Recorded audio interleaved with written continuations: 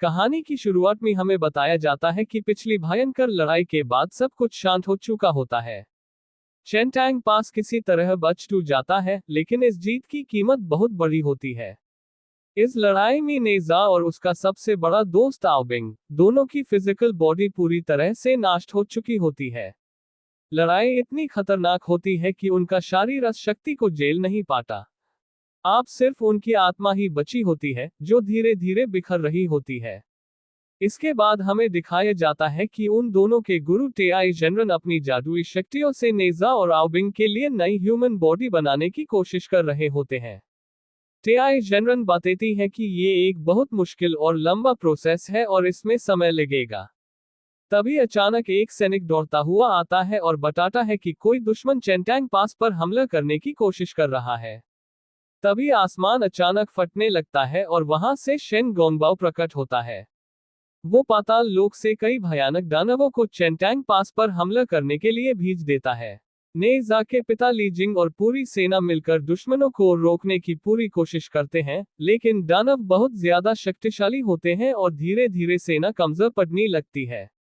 इसी दौरान शेन गोंगबाओ टेआई जेनरन के पास पहुंच जाता है, जहां नेजा और आओ बिंग के नए शरीर बांध रहा होते हैं। वो नेजा को खत्म करने की कोशिश करता है। तभी तीन भयानक ड्रैगन्स भी वहां पहुंच जाते हैं और मिलकर नेजा पर हमला कर देते हैं। लेकिन आओ बिंग अपनी कमजोर और अधूरी बॉडी के बावजूद नेजा को बचा लेता है। अपनी पूरी शक्ति यूज करने की वजह से आओ बिंग का शरीर दोबारा टूटने लगता है। तभी वहां आओ बिंग के पिता ड्रैगन किंग आओ ग्वैंग प्रकट होते हैं। वो पहले नेजा को मारने का प्लान बना चुके होते हैं, लेकिन जब वो अपने बेटे आओ बिंग की हालात देखते हैं तो उनका दिल पिघल जाता है। आओ बिंग उनसे नेजा को छोड़ने की विनती करता है और आओ ग्वैंग नेजा को छोड़ देते हैं। इसके बाद आओ ग्वैंग टेआई जेनरन से आओ बिंग के लिए नया शरीर बनाने को कहते हैं।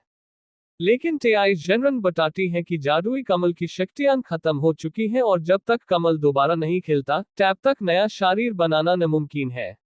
फिर टेआई जेनरन एक दूसरा उपाय बताती है। वो कहते हैं कि किसी को स्वर्ग जाकर सर्वशक्तिमान देवताओं से एक विशेष औषधि लानी होगी। लेकिन वो औषधि सिर्फ तब मिलेगी जब कोई उनकी कठिन परीक्षाओं को पार करे। एक और प्रॉब्लम होती है, स्वर्ग में कोई भी डेमन शक्ति नहीं जा सकती।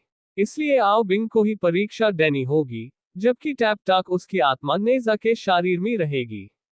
इस दौरान नेजा को जादुई नींद की गोलियां खानी होंगी। नेजा और आओ बिंग इस बात को मान जाते हैं और दोनों स्वर्ग की यात्रा पर निकल पड़ते हैं।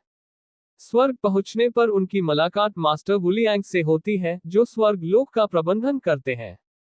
टेआई जेनरन उन्हें बताते हैं कि नेजा उनका स्टूडेंट है और अमरता की परीक्षा देने आया है। तभी जादुई गोलियों का असर खत्म हो जाता है और नेजा अचानक उठ जाता है। अपने फनी और बचकानी स्वभाव के कारण वो वही शरारत करने लगता है, जिसे देख टेआई जेनरन उसे तुरंत कंट्रोल में ले लेते हैं। इसके बाद नेजा अपनी पहली परीक्षा देने के लिए डाकू पर्वत पर जाता है और बहुत आसानी से सब डाकुओं को हरा देता है। ये सब टेआई जेनरन और स्वर्ग लोक के बाकी लोग दूर से देख रहे होते हैं। लेकिन जब डाकुओं का सरदार हार जाता है, तब स्वर्ग के सैनिक सभी को पकड़कर यक्सु महल ले जाते हैं। वहां मास्टर वुलियांग सबको प्राथमिक गोलियां दिखाते हैं, जिनकी मदद से कोई भी अमर आत्मा बांध सकता है। अगले दिन नेजा को दूसरी परीक्षा के लिए भेजा जाता है, जहां उससे शेन गोंगबाओ के पिता से लड़ना होता है। नेजा जादुई गोली खाकर सो जाता है और आओ बिंग उसके शरीर को कंट्रोल करता है। लड़ाई के दौरान शेन गोंगबाओ के पिता का हाथ कट जाता है और उन्हें भी बंदी बना लिया जाता है। ये सब शेन गोंगबाओ का बेटा देख लेता है और सच्चाई समझ जाता है कि ये सब मास्टर वुलियांग की साजिश होती है। शाओबाओ भाग जाता है, गोंगबाओ के पास पहुंचता है और मर जाता है। गोंगबाओ का गुस्सा नेजा पर आ जाता है। ए फ्लैट न्यूज आती है, चेंटांग पास बर्बाद हो गया। ड्रैगन किंग्स ने अटैक किया। नेजा के पेरेंट्स भी मर गए। नेजा का गुस्सा स्काई हाई। वो आओ बिंग को बाहर निकाल देता है, अकेला जाता है थर्ड ट्रायल पर। वो जायंट स्टोन मॉन्स्टर बन जाती है, लेकिन नेजा उसको छोटी सी साइज में मार के पत्थर बना देता है। ट्रायल कंप्लीट हो जाता है और नेजा इमॉर्टल बन जाता है। पोषण मिल जाती है, आओ बिंग का बॉडी रिस्टोर हो जाता है। नेजा वुलियांग के साथ मिलकर ड्रैगन पैलेस पे अटैक करता है। ड्रैगन्स को एक जायंट कॉल्ड्रन में बांधी बना दिया जाता है और उनको जादुई मोती बनाने का प्लान वुलियांग बनाता ही। तभी नेजा के पेरेंट्स आ जाते हैं और वो अपने पेरेंट्स को जिंदा देख के रोने लगता ही और बोलता ही कि मुझे लगा था कि मी एप्स फर कभी नहीं मिल पाऊंगा। और फर वो सच बटेट है। वुलियांग ने हाई चेंटांग पास डिस्ट्रॉय किया था। ड्रैगन्स को वहां भेजे के ताकि शन सेक्ट का रूल और स्ट्रॉन्ग हो जाए। नेजा और आओबिंग के पिता और बाकी डीमंस सब मिलके वुलियांग और ड्रैगन्स और उसके पूरी सेना पर हमला करते हैं। लड़ाई में पहले नेजा और आओबिंग हार रहे होता है, पर उन दोनों के आइडिया से वो लोग जीतने लगते हैं। तभी वुलियांग हार्ट पियर्सिंग कर्स यूज करता है स्पाइक्स बॉडी के अंदर से और नेजा को और आओबिंग को जामा देता ही सबको जादुई कुंड में फेंक देता है और धीरे धीरे बहुत सारे दानव हीट से डीमंस पिल्स बनने लगते हैं। लेडी यिन अपने बेटे को लास्ट हक देती है, तभी नेजा रोने लगता है जो बोलता ही ऐसा मत करो नीटू, आपको भी हार्ट होगा, पर वो नेजा को बोलने से माना करती है जो थोड़ी देर बाद खुद पिल बैन जाती है। नेजा का दिल टूट जाता है, लेकिन वो समडिफायर एब्जॉर्ब करता है, उसका बॉडी टीनेज स्ट्रॉन्ग फॉर्म में ट्रांसफॉर्म ए फ्लैट वो आओबिंग जैसा ही स्ट्रॉन्ग दिखता है।